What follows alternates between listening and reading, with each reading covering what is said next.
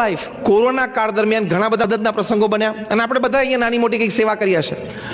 મને જે સૌથી વધારે પ્રસંગ સ્પર્શી ગયો છે કોરોના કાળની સેવાઓ દરમિયાન, આઈ એમ શેરિંગ વિથ યુ. તામિલનાડુમાં મદુરાઈની બાજુમાં એક નાનું ટાઉન છે. પહેલો લોકડાઉન નક્કી થયો આઈ થિંક 24 એપ્રિલ 2020. એટલે બધા માઇગ્રન્ટ વર્કર્સ તામિલનાડુ છોડીને ઓરિસ્સા, બિહાર, ઉત્તર પ્રદેશ પાછા જતા હતા. ત્યાં એક બાર્બરની શોપ હતી રોડ ઉપર જ, એટલે હેર કટિંગ સલૂન હતું. એમની નાની 13 વર્ષની દીકરી એ જોયા કરે, કારણ કે નીચે સલૂન હતું, ઉપર રૂમ કે બાજુની રૂમમાં ફેમિલી રહેતું હતું. એટલે જોયા કરે કે આ બધા માઇગ્રન્ટ વર્કર્સ જાય છે, ઘણા બિચારા ચંપલ નથી પહેર્યા અને જેટલું ખભા પર ઉચકી શક્યા ઘર વખરી પતિ પત્નીનો સંતાનો લઈ શકે જાય છે.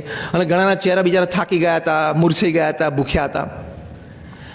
આ 13 વર્ષની દીકરી ભણવામાં હોશિયાર, એની ઈચ્છા હતી કે મારે યુપીએસસી ક્લિયર કરીને મારે પબ્લિક સર્વિસીસ કરવી છે. એટલે આ એમના પિતાશ્રી, બાળકીના પિતાશ્રી, એમણે બહુ મહેનત કરીને 5 લાખ રૂપિયાની એફડી બનાવેલી કે આ દીકરીના ભણતર માટે.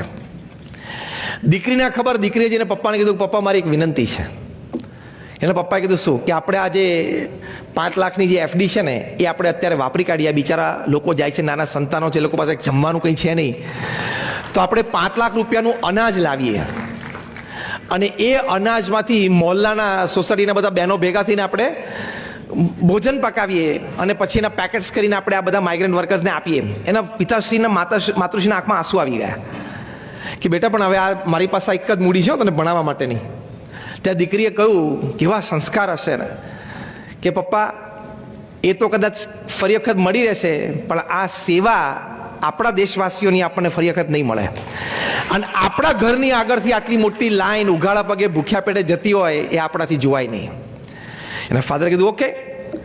એટલે એ લોકોનું અનાજ લાવ્યા, મોહલ્લાના બધા સોસાયટીના બધા બહેનો ભેગા થઈને રસોઈઓ કરી, પેકેટ્સ કર્યા અને બધા રોડ ઉપર ડિસ્ટ્રીબ્યુટ કરી દીધા અને 5 લાખ રૂપિયા વપરાઈ ગયા. આ સ્ટોરી લોકલ ન્યૂઝપેપરમાં પબ્લિશ થઈ. એટલે આગેવાનો બધા એ દીકરીને મળવા માટે આવ્યા. તામિલનાડુના ચીફ મિનિસ્ટર પણ એમને મળવા માટે આવ્યા. એ વખતે અત્યારે છે એના આગલા ચીફ મિનિસ્ટર હતા પલાની સ્વામી, એ એમને મળવા માટે રૂબરૂ આવ્યા. હવે ચીફ મિનિસ્ટર ઘરે મળવા માટે આવ્યા દીકરીને, એટલે પાછી ન્યૂઝ ફ્લેશ થયા અને ચીફ મિનિસ્ટર ત્યાંથી જાહેરાત કરી દીધી કે આ દીકરીને જેટલું ને જ્યાં ભણવું હોય તામિલનાડુ ગવર્મેન્ટ સ્પોન્સર કરશે. અહીં તો વાર છે, તમે જો કેટલું થાય છે સેવાથી. આ વાત ન્યૂઝમાં રિફ્લેક્ટ થઈ એટલે માનનીય પ્રધાનમંત્રી શ્રી નરેન્દ્ર મોદીની ટીમને ખબર પડી ને એમને ખબર પડી. એટલે મોદી સાહેબે આ વાત, આ દીકરીની વાત મન કી બાતમાં લીધી.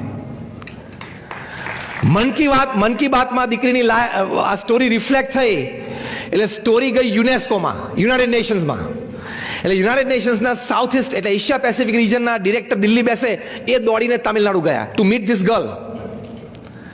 અને એને મળી નાખી, એની પાસે સ્ટોરી સાંભળી, ફોટોગ્રાફી કરી, વિડીયોગ્રાફી કરી. અને 15-25 દિવસ પછી યુનાઇટેડ નેશન્સમાંથી આ દીકરીને ઓફર આવી કે ફોર ધ યર 21, 22, 23, 3 વર્ષ માટે યુનેસ્કોની ફૂડ ફોર પુઅરનો જે પ્રોગ્રામ છે એની માટે you are our international ambassador.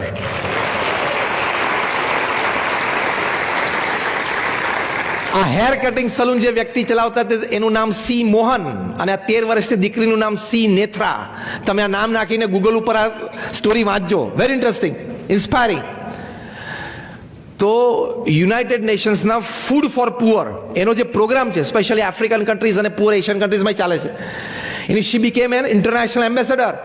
13-14 વર્ષની ઉંમરે એને દુનિયાના 30-40 દેશોમાં જઈને ફૂડ ફોર પુઅર પ્રોગ્રામમાં એઝ એન એમ્બેસેડર લેક્ચર્સ પણ આપ્યા, ડિગ્નિટરીઝને પણ મળ્યા અને એનું ભણતર પણ સારું થયું અને she is having a wonderful future.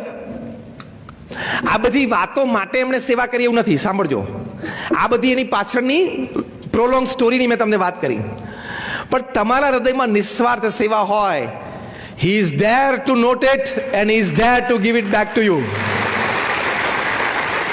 ભગવાન તો જાણે છે ને કે આના હૃદયમાં નિસ્વાર્થ સેવાની ભાવના છે અને ભગવાન જાણે છે અને ભગવાન એ યોગ્ય સમયે એનું વળતર પણ આપે છે. એ સિદ્ધાંત છે. તો જો આ દીકરીને વળતર મળ્યું તો એક નાની 13 વર્ષની દીકરીને સંકલ્પ થાય ને કંઈક કરી શકે છે, તો આપણે બધા તો ઘણા સોશિયલી અને ફિનાન્શિયલી વેલ પ્લેસ છીએ, કરવું જ જોઈએ. હું તો when I talk to professionals, when I talk to social gatherings, I tell them that if you leave this earth without making a small place better than how you found it, you did not deserve a human life.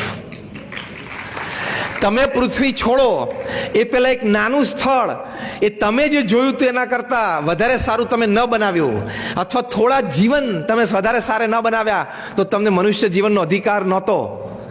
ખાવું પીવું ને ફરવું તો કૂતરાના ગધેડાઈ કરે છે. એ બિચારા શેરીઓમાં ફરે, તમે ડિઝની વર્લ્ડમાં ફરો. It makes no difference. It is animal life. કૂતરા શેરીઓમાં ફરે ને આપણે ડિઝની વર્લ્ડમાં ફરીએ. ફરવાનું તો એ જ થયું ને. એ લોકોને લાલ લોહી છે ને આપણે લાલ લોહી છે. કૂતરાને ગધેડાઈ ખાય છે ને આપણે ખાઈએ છીએ. એ બાલ બચ્ચા કરે છે, આપણે બાલ બચ્ચા કરીને મોટા કરીએ છીએ. If you don't contribute to the society, it is nothing less than an animal life. Contribution આપવું જ જોઈએ. હમણાં રતન ટાટા, હમણાં એમ તો 7-8 વર્ષ થાય, કોન્વોકેશન ડેમાં એમને બહુ સરસ વાત કરેલી. બી સ્કૂલનું કોન્વોકેશન ડે હતું, એમાં રતન ટાટાએ કહ્યું, બહુ જ સરસ વાક્ય બોલ્યા ફ્રેશ ગ્રેજ્યુએટ્સને, કે out of my more than 60 years of experience in the corporate world, I am sharing with you. આ કેવડી મોટી વાત કહેવાય. રતન ટાટા બોલ્યા, હું એમને શબ્દશ અને અક્ષરશ કોટ કરું છું, સુંદર ઉપદેશ આપ્યો આ બી સ્કૂલના ગ્રેજ્યુએટ્સને. એ બોલ્યા કે don't count your success on the amount of money that you have in your bank account. Don't count your success on the number of relationships in the social network that you have. Don't count your success on the post, position and powers that you will achieve in future in your life. But, હવે સાંભળજો, બહુ સરસ બોલ્યા, but count your success on the number of lives that you enriched in your journey as a human being upon this earth. Ratan Tata એમને કહ્યું કે તમે તમારી સફળતા તમારા બેંક એકાઉન્ટ તગડું બને એની ઉપર ના માનતા. તમે સોશિયલ નેટવર્ક તમારું કેટલું વધાર્યું એની ઉપર તમારી સફળતા નથી. તમને પોસ્ટ પોઝિશન પાવર મળે એની ઉપર તમારી સફળતા નથી.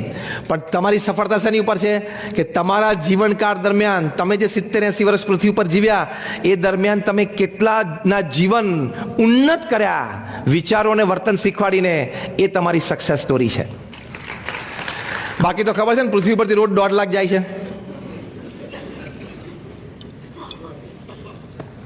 પૃથ્વી પરથી રોજ 1.5 લાખ જાય છે. 24 કલાક એટલે 86,200 સેકન્ડ. દર 2 સેકન્ડે 3. આપણે પ્રવચનની શરૂઆત કરી એક્ઝેક્ટ 1 કલાક થયો. 10:05 શરૂઆત કરી હતી, 11:05 થઈ, એટલે 60 મિનિટ એટલે 3600 સેકન્ડ. 5,500 લોકો પૃથ્વી પરથી જતા રહ્યા. આ છેલ્લા કલાકની જ વાત કરું છું. અને ભગવાનની ઈચ્છા હોય ને આવતીકાલનું ફૂલ ફોકસ મુલુંદ ઉપર મૂકી દેતો કે આપણે આજનું પિકઅપ ક્યાંથી રાખવું છે, તો વારો આવી જાય છે કેમ નહીં? કેટલાની વહેલો આવી જાય ને વારો તો, એટલે વડીલનો વહેલો આવે સવારે 5 વાગે સવારે પહેલો. Take it lightly. What I mean to say is કે પૃથ્વી ઉપરથી રોજ 1.5 લાખ માણસ જાય છે, એમાં એક દિવસ આપણે પણ જવાનું છે ને જશું. જીવનમાં સંતોષ થાય એવું કંઈક જીવન જીવવું જોઈએ. શિક્ષણ સારામાં સારું, નોકરી ધંધો વેપાર પણ શક્તિ પ્રમાણે સારામાં સારો કરો, પરિવારને સુખી કરવાનો પણ પ્રયત્ન ખૂબ સારો કરો, પણ સંસ્કાર અને સેવા એ પણ તમારા પરિવારમાં તમે રાખો. That is balance.